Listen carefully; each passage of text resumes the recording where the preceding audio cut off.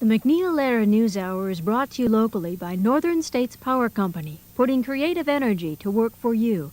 Federated Insurance Companies, the recommended business insurance company for members of over 150 regional and national business trade associations and groups.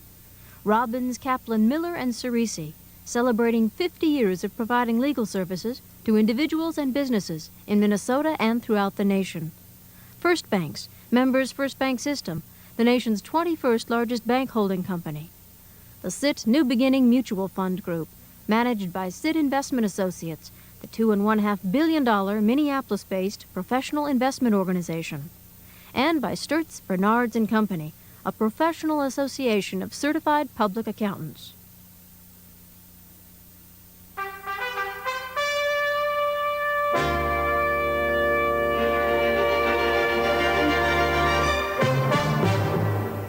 Good evening. Leading the news this Tuesday, House Speaker Jim Wright said he violated no ethics rules. Oliver North said President Reagan and Robert McFarlane never told him to lie to Congress. Hundreds were arrested as troops tried to put down ethnic unrest in Soviet Georgia. We'll have details in our news summary in a moment. Charlene Hunter-Gault is in Washington tonight. Charlene? After the news summary, we'll hear about another testy day in court for Oliver North from National Public Radio's Nina Totenberg. Then Kwame Holman has a background report on the U.S. Civil Rights Commission, followed by a debate over its future with the chairman, William Allen, Commissioner Mary Frances Berry, former staff director Linda Chavez, and Arthur Fletcher, President Bush's choice to fill the next commission vacancy. And finally, correspondent Elizabeth Brackett has a report on the post office's attempts to get help from the private sector.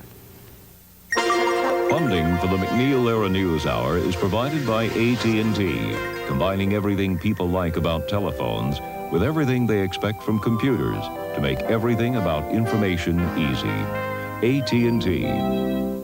Additional funding is provided by the John D. and Catherine T. MacArthur Foundation, a catalyst for change, and this station and other public television stations, and the Corporation for Public Broadcasting. House Speaker Jim Wright said today he was confident he had violated no ethics rules, as reports proliferated saying he had. Wright made the denial to reporters after CBS, the New York Times, and the Associated Press reported that the House Ethics Committee found the Speaker had violated House rules. The committee report is still secret. Republican Newt Gingrich, who provoked the investigation of Wright, complained today that Wright and his lawyer might have violated House rules by disclosing confidential information obtained during committee proceedings. But a spokesman for the Speaker issued a statement this afternoon saying that the leaks are coming from Wright's political opponents. Congressman Gingrich also said that Wright should step down as Speaker, next in succession to the presidency after the Vice President, if the committee reports a violation of House rules. If Jim Wright is exonerated by this report, then we ought to let him alone. If Jim Wright is in fact severely convicted or condemned by this report, then you can't afford to wait until 1990. You can't have a man second in line to be president in that situation. But House Democratic Majority Leader Thomas Foley said he was confident that Wright would not be in that position. I don't think we ought to engage in speculation. The committee is doing whatever review they're doing, and in due course, I'm sure they will make their decision known. So I think the Speaker will be the Speaker for this Congress and next Congress, and I have no reason to change my view of that. The committee is reported to be dealing primarily with the issue of whether Wright used bulk sales of his book, Reflection, whether he and his wife accepted gifts from a Texas developer who had an interest in legislation before the Congress. Charlene? On his second day of cross-examination, Oliver North defended his honor today, insisting that he was merely following orders from his boss when he wrote an untruthful letter to Congress. In the letter, North denied that the National Security Council staff had improperly solicited money for the Contra rebels in Nicaragua. When pressed by prosecutor John Kecker on whether he was taught the difference between lawful and unlawful orders at the Naval Academy, the former Marine Lieutenant Colonel said, "I don't believe I have ever received an unlawful order." The prosecutor is also a former Marine Corps officer. Unions at Eastern Airlines have reportedly accepted big pay concessions provided their present owner, Frank Lorenzo, is replaced by a trustee. The Associated Press said the machinists, pilots, and flight attendants would take cuts totaling $210 million over 5 years for the new ownership led by former baseball commissioner Peter Ueberroth. But the unions made one condition, that a trustee be appointed to operate Eastern as the airline emerges from bankruptcy. A union source told the Associated Press we're more than a little concerned about what can happen while Lorenzo is on his way out. In Peoria, Illinois, a fire swept through an apartment house early today, killing 7 children and 2 young mothers. Police and fire authorities were assisted by federal arson investigators as they sifted through the rubble in an effort to establish the cause of the fire. The blaze, said to be the worst in Peoria's history, started about 2 a.m. and had engulfed the 2-story wood frame structure by the time firefighters arrived. About 1,500 people in Southern California returned to their homes today. They were evacuated yesterday after a chemical plant fire in Santacoy, California, about 75 miles from Los Angeles. The fire was allowed to burn itself out, since many of the chemicals are known to react with water, and officials worried that toxic fumes might be produced. In Northern California, residual fuel continued to burn today from a refinery fire that erupted yesterday. The blaze sent black smoke over eastern San Francisco Bay. 8 workers and firefighters were injured. Smoke was also the problem in Miami today. Uncontrolled brush fires in the Florida Everglades caused dense black smoke to cover the Miami metropolitan area. The smoke led officials to issue health warnings for people with asthma, emphysema, and other respiratory problems. Forecasters said they expect that tonight's sea breezes will send the smoke back to the Everglades. In Valdez, Alaska today, bad weather is proving to be good news for the cleanup of the giant oil spill from the Exxon Valdez. Churning rough seas helped stall and break up some of the slick as high winds shifted it away from the fish-rich Kodiak Island. Meanwhile, Exxon said that it will reimburse the government for the military assistance ordered by President Bush, but will take a tax write-off on its costs. On Capitol Hill today, a House panel voted to water down a main provision of President Bush's plan to save the savings and loan industry. The provision, strongly opposed by the S&L industry, would have forced S&L owners to back loans with more of their own capital. In Soviet Georgia, hundreds of people were arrested for curfew violations as Soviet authorities tried to restore order after a week of demonstrations for more independence. Today was a day of mourning in the capital, Tbilisi, for 19 people killed on Sunday in clashes with soldiers and police. Black flags were hung from windows and people wore black clothes and ribbons to express their grief. A curfew was still in effect and troops patrolled the streets, but the general strike, which closed down the capital yesterday, appeared to be easing. In Jerusalem, most Arab merchants closed their stores today to protest the killing of a Palestinian shot to death yesterday outside the walls of the Old City. The funeral for 20-year-old Khaled Shawish turned into an anti-Israeli demonstration. Tom Brown of Worldwide Television News narrates this report. Young Palestinians gathered in their hundreds in the narrow streets of the Old City to turn Shawish's funeral into a major noisy demonstration against the Israeli occupiers. In the meantime, a telephone caller claiming to represent a Jewish extremist group said it was responsible for the attack, and it was in revenge for Palestinian stone throwing. As the body of the young Palestinian who'd earned his living as a blacksmith was carried to the cemetery, traders throughout Arab East Jerusalem closed their shops for the day in their protest against the murder. As Israeli soldiers and police looked on from their rooftop vantage points, the prohibited Palestinian flag was hoisted aloft. Women also took part in the protests. The Israelis could only appeal for calm. But after such an incident, there was little chance that Palestinians would not vent their frustration and anger. One masked youth sitting on the shoulders of his friends called for everything Jewish to be burned. That's it for the news summary. Still ahead, more on the Oliver North trial, a debate over the future of the U.S. Civil Rights Commission, and the post office turns to the private sector.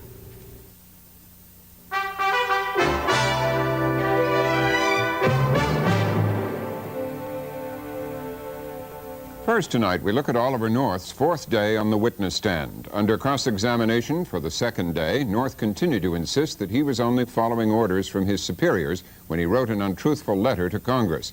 Nina Totenberg, legal correspondent for National Public Radio, was there. Nina, on the second day of cross-examination, what did you consider the most telling moments?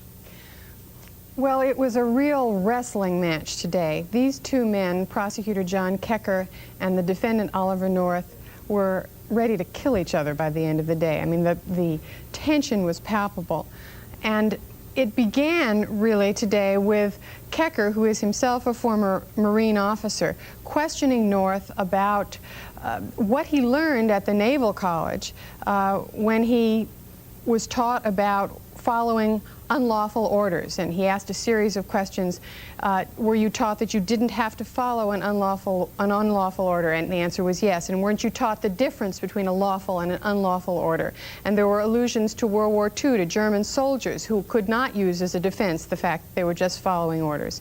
And then Prosecutor Kecker moved on to a series of questions that forced North to admit that he had drafted false answers for his boss, the National Security Advisor, Robert McFarlane, answers that McFarlane had sent to the chairman of the House Intelligence Committee, Lee Hamilton, when Hamilton had sent a letter to McFarlane saying, you know, what's North doing? Is that where North was forced to admit that neither President Reagan nor McFarlane ever actually explicitly ordered him to lie to the Congress?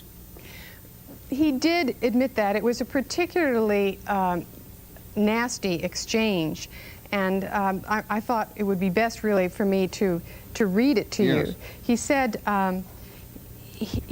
Prosecutor Kecker began by saying, at the Naval Academy, you'd have been kicked out for writing these kinds of letters, wouldn't you? North, in the U.S. Naval Academy and the U.S. Marine Corps, nobody taught me how to run a covert operation.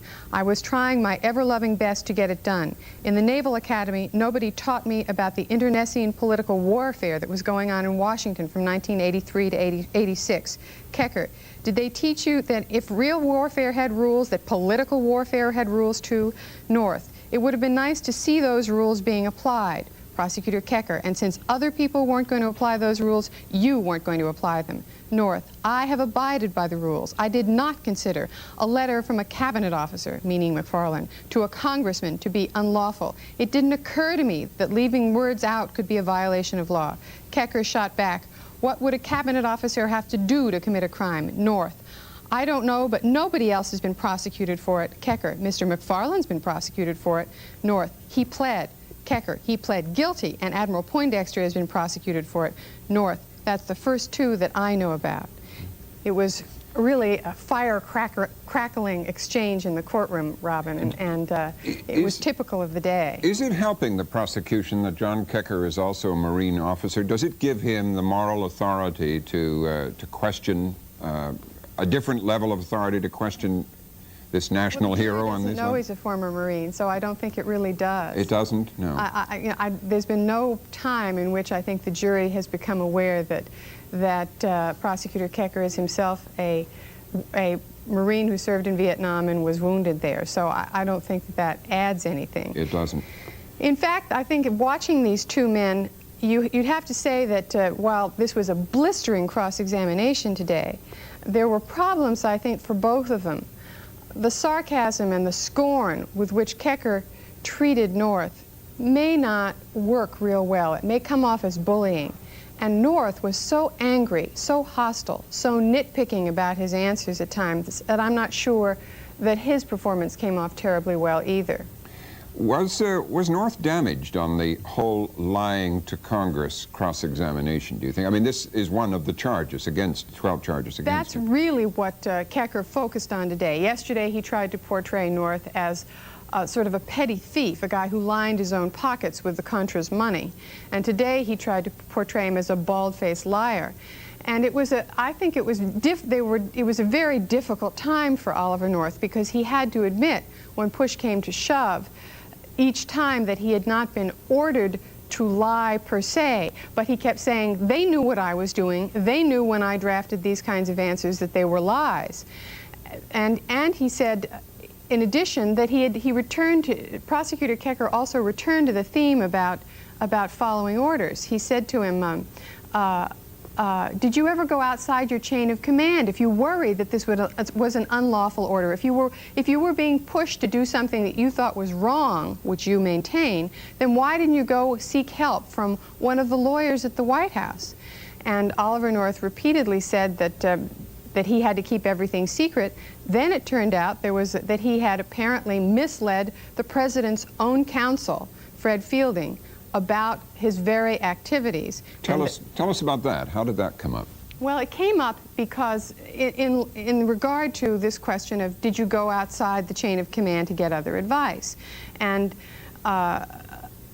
North said no, at which point Kecker produced a letter, a memo, that the White House counsel, Fred Fielding, had written in which he cleared letters drafted by North for the president to sign. And in that memo he said, Mr. North has assured me that there has been no private fundraising for the Contras by the people who are going to receive these letters.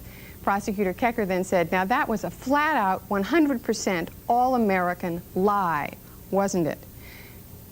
And North simply demurred by saying that he didn't remember the conversation with Fielding at all, or with anybody on Fielding's staff. And I very much suspect that we will have a member of Fielding's staff on the stand in rebuttal to say that he asked point by point Oliver North questions. Are these people raising money for the Contras, these people you want the president to write to thanking? And that the answer is going to be that North told him no. Nina, what do you think the net effect is of the decision so far, net effect so far of the decision, the rather risky decision perhaps, to put North on the stand in his own defense? 4 days now. What does it add up to? Well, the first 2 days on direct testimony were very helpful to North. And it may be that the defense had to put him on. It may have been a tied score to some extent when the prosecution rested, but there were a lot of things unexplained. Why were the traveler's checks cashed in his own name, traveler's checks that belonged to the Contras? Why did he accept this, Richard Secord paying for his security system? Why did he lie to Congress? There were a lot of unanswered questions, and so it may be that the defense simply felt they had to put North on. And for the first 2 days, it went very, very well. Now is the cross-examination. It's not going wonderfully. I can't say in all honesty that it's a disaster. We haven't seen, it's not like Perry Mason where Oliver North is dissolved on the witness stand. It is a fierce fight that's going on in that courtroom, and the jury is riveted by it. What they think, what the jurors think, I cannot imagine, but they are watching with a fascination that they have not demonstrated with any other witness. And do you think that the emotional coloring of this, the evident emotion of the prosecutor and of North is bound to color the way they judge this thing? I mean, is that? I don't know, but probably it is wrong, I think, from some experience myself, to judge a prosecutor's performance as if it were just a performance. I've seen prosecutors who are not terribly good win very strong convictions because the evidence was very strong. I'm not suggesting that Mr. Kecker isn't a good prosecutor, but in this case, I suspect it's all up to Oliver North, one way or the other. This jury has to believe him or everybody else. If they believe Oliver North, they can't believe Robert McFarland or Edwin Meese or a whole host of other witnesses. I see.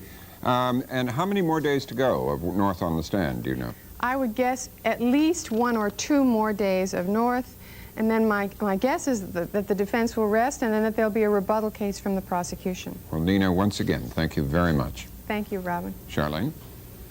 Still ahead, the future of the U.S. Civil Rights Commission, and the Post Office turns to private enterprise.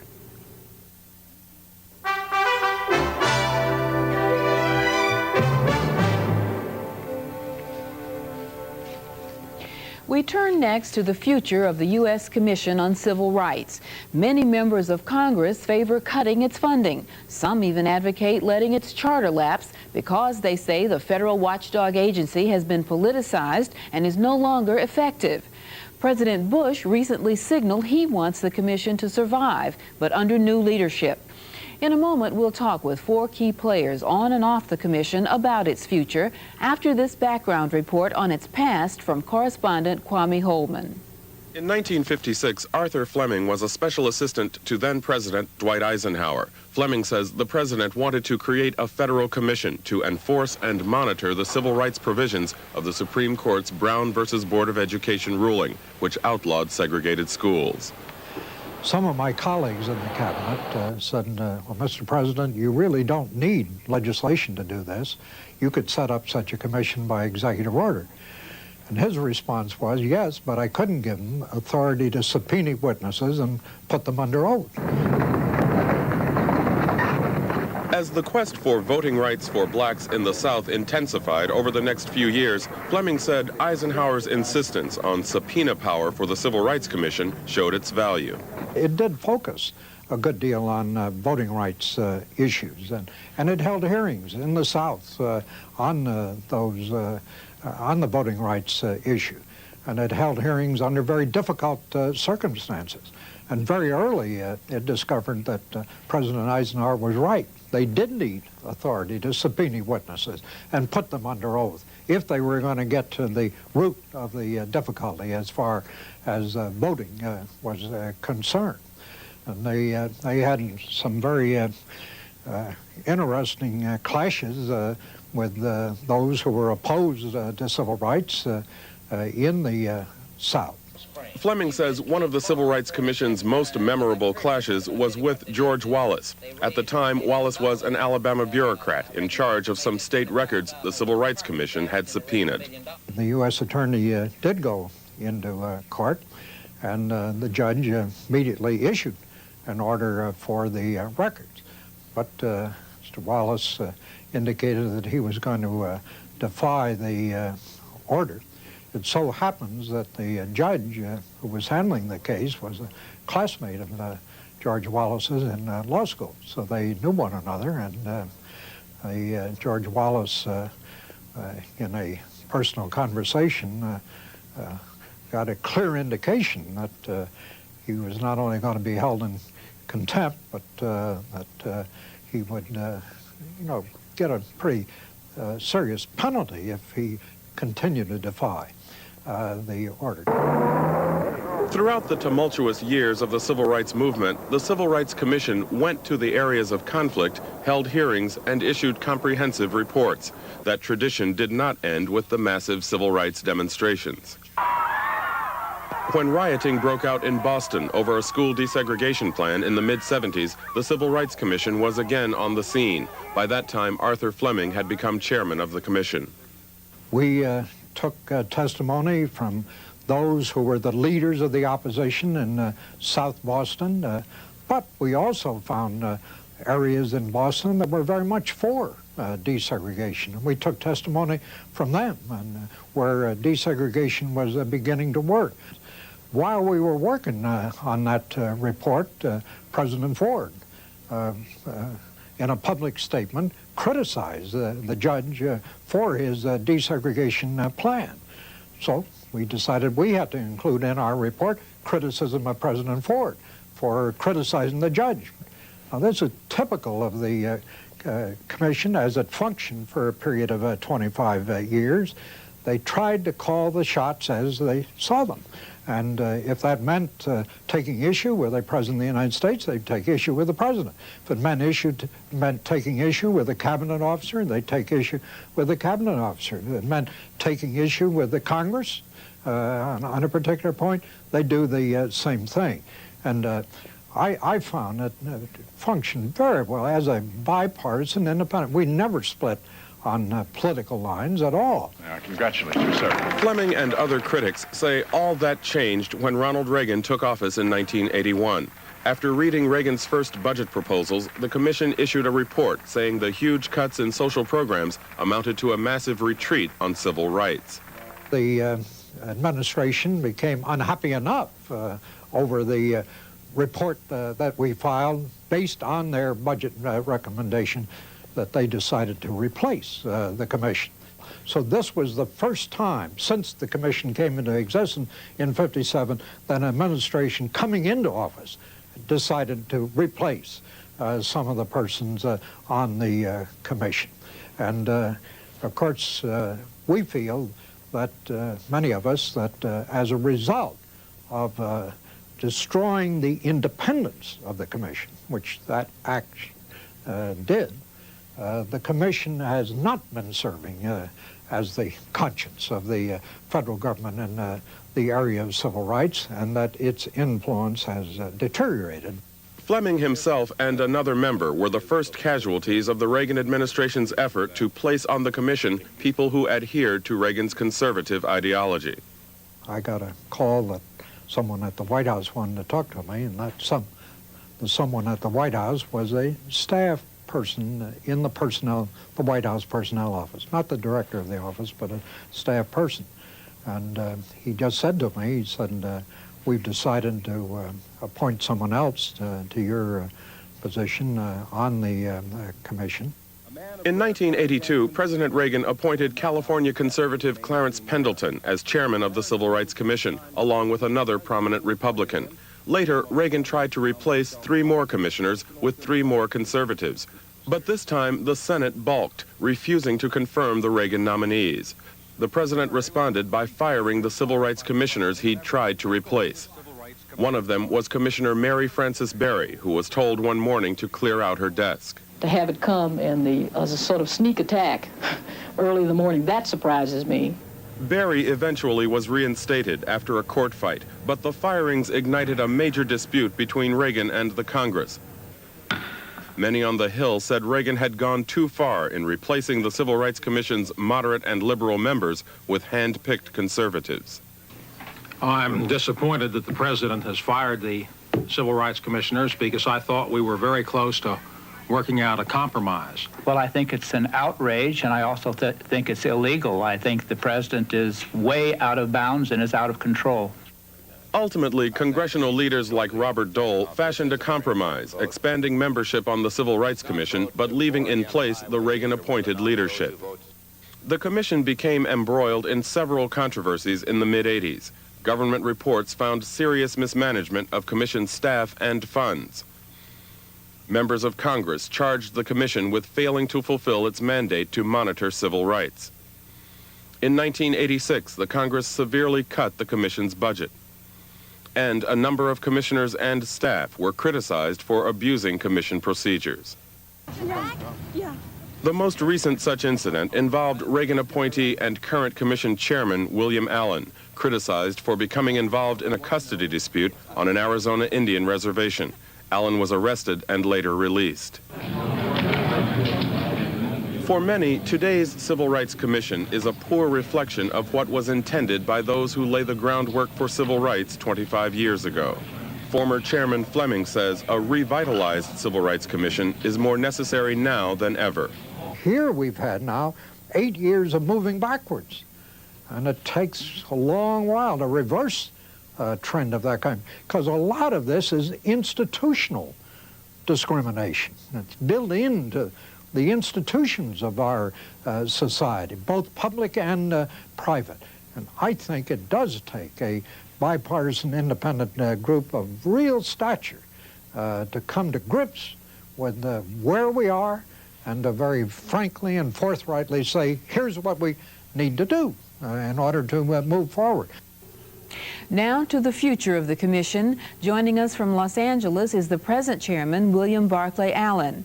Here in Washington, Commissioner Mary Frances Berry, Linda Chavez, staff director at the commission from 1983 through 1985, and Arthur Fletcher, a longtime ally of the president's, who is expected to fill the next vacancy on the commission. Starting with you, Mr. Allen, what do you have to say to former Chairman Fleming that the commission has not been serving as the conscience of the government on civil rights and that its usefulness has deteriorated?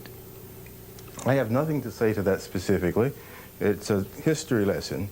It's a lesson that actually goes back 40 years, not just 30 years, to President Truman's Committee on Civil Rights. Many things happened in the last 8 years. I don't particularly accept the burden that it is to me to account for them or explain for them, nor do I think that explaining them is critical to the future, so long as we accept the necessity of a civil rights future and a future Civil Rights Commission. But do you feel that the commission, as it is presently performing and constituted, is useless? Well, I have said publicly that I think the present structure of the commission hampers carrying out the work that it is assigned. And I might add that I'm joined by that by Congressman Edwards in the House, whose subcommittee shepherded the reauthorization through in 1983. He predicted then it wouldn't work, that it would create polarization, and indeed it has done just that. Commissioner Barry, do you share that assessment? Well, I think that given the great battle that took place over the Civil Rights Commission and the fact that if Mr. Reagan had had his way as president, he would have had an entire Civil Rights Commission that simply would have supported and affirmed everything that he did and would have completely destroyed the mandate of the commission, that the compromise served a purpose for at least holding off that kind of public relations total victory on the part of the Reagan administration. But in terms of doing anything positive, the commission, I agree, has accomplished nothing positive, in my view, to help the nation try to solve its civil rights problems, and it now needs such reconstruction that whatever the Congress does, you can't go home again, so you can't go back to the way it was before. You have to review it, and I think you do learn something from history. Right. And what you learn from history is how do you repair the commission to make sure that this time we have independence and integrity, and that it won't be subjected to the same kinds of turmoil and waves that happened to it before. All right, we're going to get to that in a few minutes, I hope. But let me get an assessment from Ms. Chavez about where you think the commission is now in terms of its effectiveness. Well, first of all, I think that was an excellent history of the commission, but it did fail to mention one very significant issue, and that is that the Civil Rights Commission was created in 1957 as a temporary agency. The word temporary appears in the authorizing legislation. My view is that the Civil Rights Commission has outlived its usefulness. In 1957, there were no enforcement agencies in the federal government whose sole responsibility was to enforce civil rights laws, which frankly hadn't, most of the civil rights laws that we think of as important to civil rights protections had not even been written in 1957.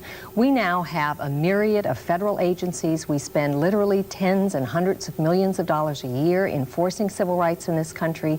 States have their own laws and their own state agencies, and the need for a watchdog agency to monitor civil rights, I think, has been overtaken by very aggressive enforcement in the civil rights area by the federal government.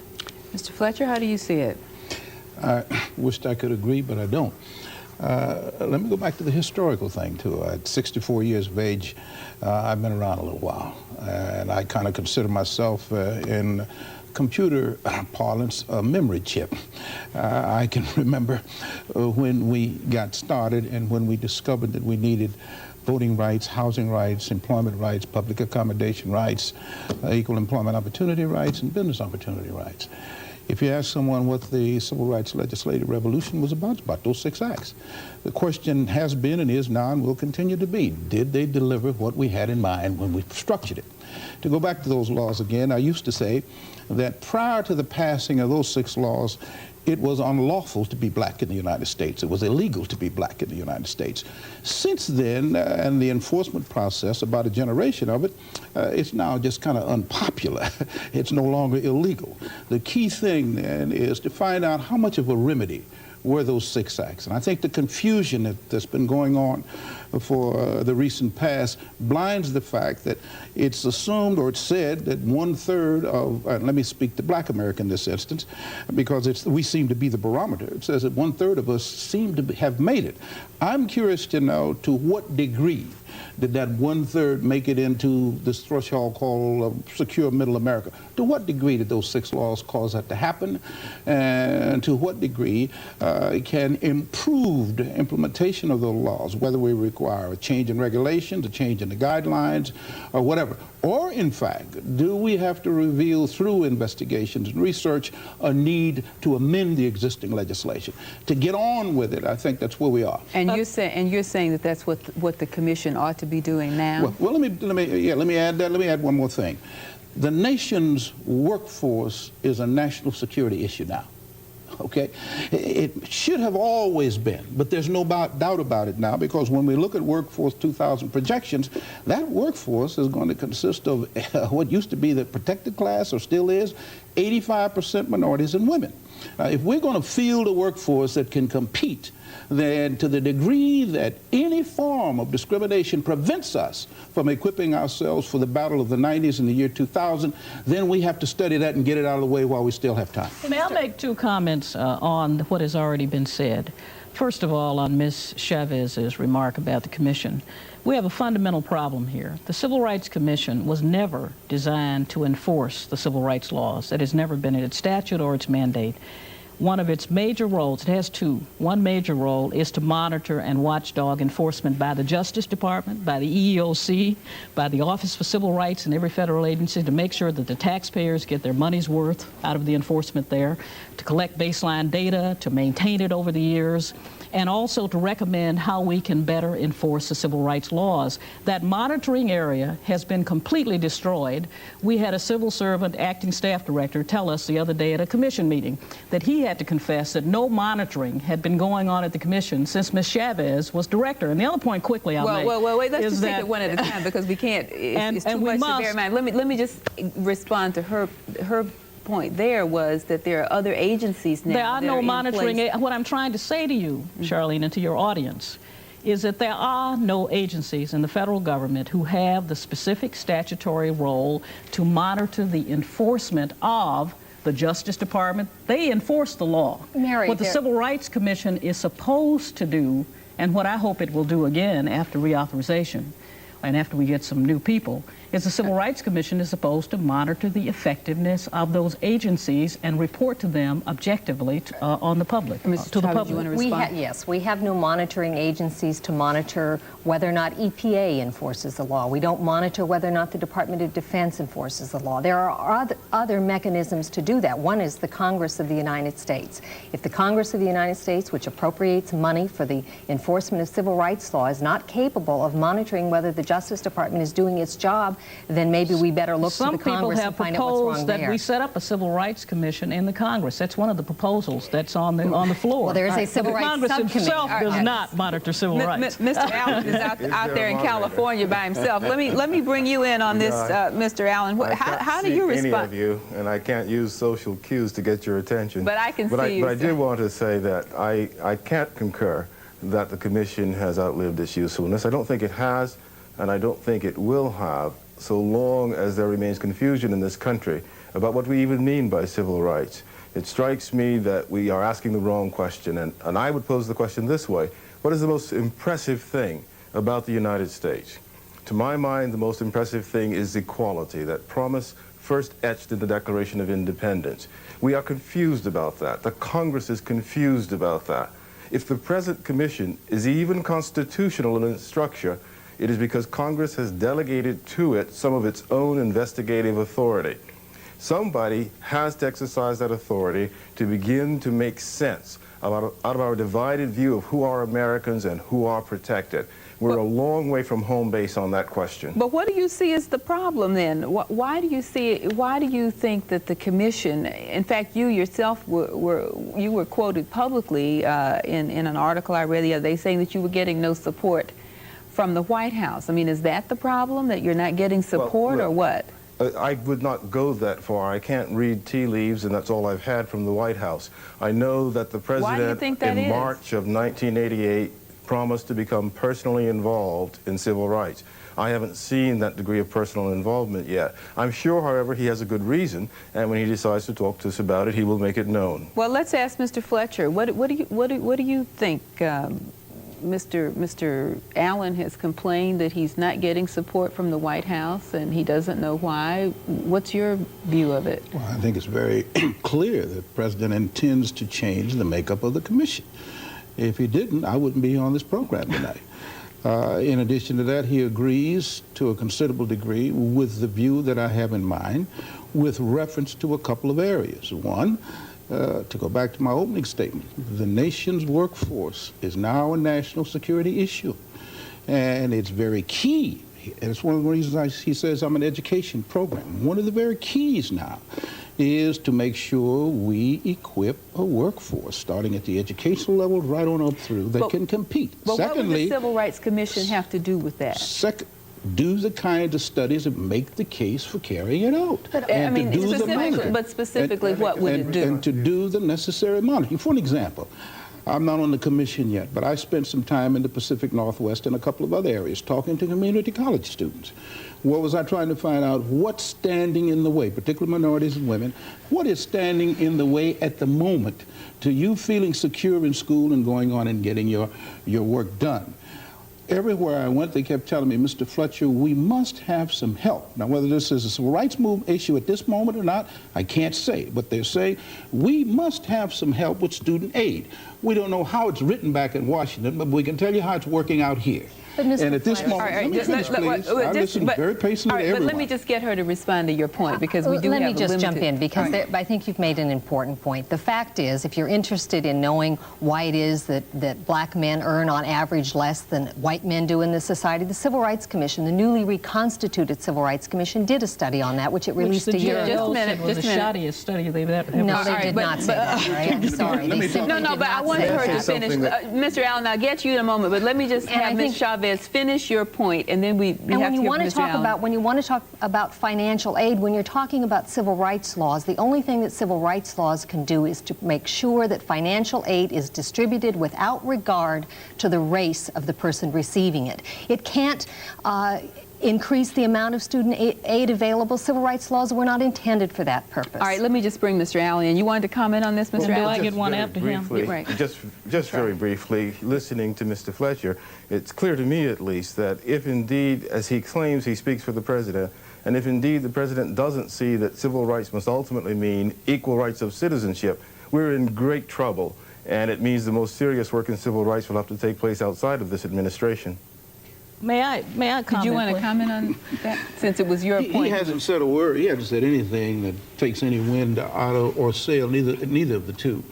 If you're going to have an effective program, you don't make up your mind before you go out and get the facts as to whether there's a civil rights issue there or not. You go find out. And once you have found out, to the degree that it is not, you inform other areas of their problem, education, for an example, or labor, to the degree that's a problem there, and to the degree that you find some practices going on that happen to be civil rights in nature and denying people in terms of student aid, you point that out too. I would like to make the point that, first of all, despite the complexion of this panel, civil rights issues under the jurisdiction of the Civil Rights Commission have to do with both race, sex, handicap, age discrimination, and how people are treated in general who have been deprived in our society because of discrimination, and that there's a lot of work to be done on all those issues. Secondly, I am not interested in a Civil Rights Commission that is wedded to any president or to the Congress. The Civil Rights Commission is supposed to be an independent body that makes investigations without worrying about whether it has the favor of this person or that person. And I'm not talking about who appoints people. I also find it very difficult to sit here and be frustrated by people saying things like student aid, Ms. Chavez talks about. I proposed, and the Commission proposed before she got on, a study of student aid policy and how it affected people in the society who were in need of it, which she opposed. All I'm saying is, let's have a Civil Rights Commission that is independent, don't worry about the president, don't worry about the Congress, that will make investigations to find out why people don't have as much opportunity as they should have in this society, and that monitors enforcement in the federal government. Opportunity Commission. Why not have a commission to deal with the economic... No, you can't call it whatever you want. The Civil Rights Commission is specific. We can't resolve this one. Let me go back to you, Mr. Allen, because in terms of establishing the credibility of the Civil Rights Organization, of the Civil Rights Commission, you have called for the resignation of all of the present commissioners, including yourself. Is that how you see reestablishing an agency that can be effective in these areas? I make a complete distinction between persons and institutions, and when I originally called for resignation, it was in January, and in the context in which I asked my colleagues to join me in showing the country that we could sacrifice ourselves to planning an efficient commission that would be reauthorized by Congress. The purpose of the gesture was to show the importance of a continuing Civil Rights Commission. I regret that I wasn't joined in it, but I continue to say we have to make clear that personalities are not the issue, institutions are. Well, what do you suggest needs to be done at this point? I believe we need to focus on reauthorization. We need to design an effective commission. I agree with Congressman Edwards' prediction. It was also repeated in a recent Harvard Law Review comment. that the commission as structured is too polarized. It fosters too much internal bickering and competition. So do you think that all of you should resign at this point? Well, it seems to me that would be a good way to accomplish the end. If someone can think of a better way, I'm willing to listen to it. Commissioner Berry, we must take it seriously. I have never followed any of Mr. Allen or any other Reagan appointee's suggestion about what should be done at the Civil Rights Commission. And now that he has gone out and stuck his hand into a mess on the Indian reservation and suggested people resign, I have no intention of following him now. But on the general issue, if I resign, it'll be because I decided to, not because he decided to. No one's asked me to. On the issue of what should be done. Do you think that's a good idea, On the issue of that, what should be done, maybe he should take the lead, and then we'll see. But on the issue of what should be done about the Civil Rights Commission, even if you had new people on the Civil Rights Commission and they believed that they followed the whim of a president or that they were wedded to a party and that they shouldn't be independent, and if they didn't believe in monitoring and watchdogging civil rights enforcement, and if they didn't believe in doing studies on race and sex discrimination and the nexus between race and economics and drugs and all of those, you still wouldn't have an effective Civil Rights Commission. But how do you get one? You make sure that the appointments that are made are people who have a commitment to civil rights. How do you do that? And you make sure that there's a clear message in the reauthorization and the hearings that what people want to see are people who have a commitment to civil rights and that they understand that this is what you want to have, a current commission, a current commitment to civil rights issues, and you also have a staff director who is not responsible to the president but to the commissioners, and then you can in fact begin to do some studies and you give it some money and you let them go out and work on an agenda of issues that are important. This idea of the independence of the commission is a phony issue, and it's always been a phony issue. When in 1983, when the president nominated me and 3 commissioners to sit on the commission, we were opposed not because we were not independent, we were opposed because of our views on racial quotas. All 4 of us were registered Democrats. Some of us had been quite active in Democratic Party politics. But we did not favor the use of numerical quotas to try and overcome discrimination. And so someone like Morris Abram, who had a distinguished record in civil rights, I'm sorry, Charlene, but that is not true. I'm sorry, we can't argue that one. Let me get to your bottom line. But it's not true, it's a smokescreen. Okay, let me get to your bottom line. What do you think should be done? I think that the Civil Rights Commission has outlived its usefulness. I think that a new commission that looks at the problems of the inner city, that looks at the problems of the underclass, that looks at the problems of growing out of wedlock birth rates, why homicide is such a problem among young black men, those are issues that are important, that deserve a commission and deserve the support of this president. Sex discrimination and handicap discrimination and age discrimination Equal Employment and all the other Commission issues that need to be worked on in this society. Congress. All right, let me ask you. Somebody has got to point out, sooner or later, that there are many issues and that the critical factor is not how many can each individual list and with how much of passion in his voice. Critical factor really is, can people work together? Can they sit down with goodwill, assess circumstances and arrive at general conclusions? That is a matter of institutional arrangement first, to foster that spirit of cooperation, and personnel second. And it is not a matter of ideological litmus tests, my colleagues' opinion to the contrary notwithstanding. Right. Let me ask you, Mr. Fletcher, do you have any ideas about this, or has the president presented any ideas about how to reconstitute the commission in such a way as to avoid the kind of partisan bickering that has led it to its present impasse? You do what good managers always do.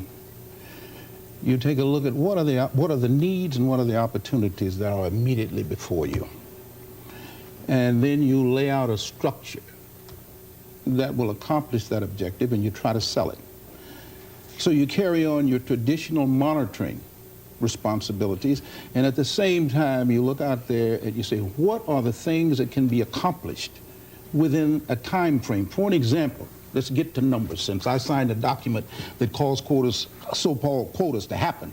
I'm the only person to sign it. It was called the Philadelphia Plan. That's right. Okay? The bottom line on that is I realize that Richard Nixon, the president, then said to me, do 2 things, Art Fletcher. One, write me an executive order under the Nixon name, or take the Johnson order and make it work. And when I said, what do you mean by make it work? He said, make it enforceable. Set enforceable standards, had nothing to do with quotas. Let me stay with this.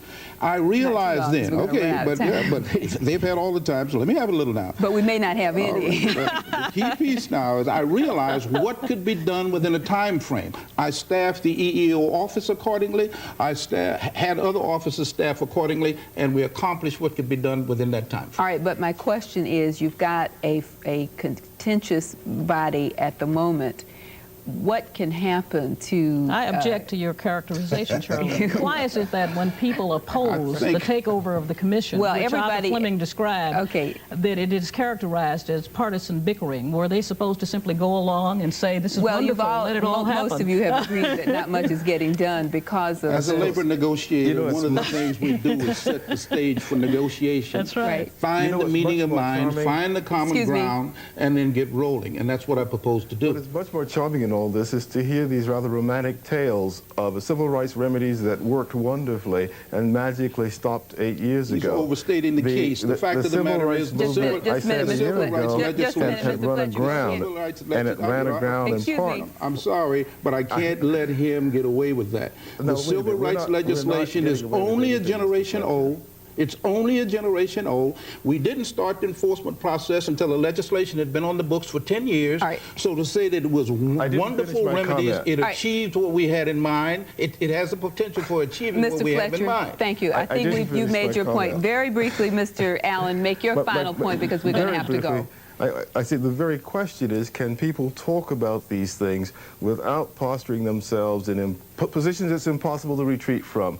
Can people talk about affirmative action without making it a litmus test? Well, I think that's a good question. The evidence seems to be no. Well, we'll have to wait and see. Thank you very much, Mr. Allen, for being with us from California. Ms. Chavez here in Washington, Ms. Berry, and Mr. Fletcher. And we wish you all luck in a very difficult job.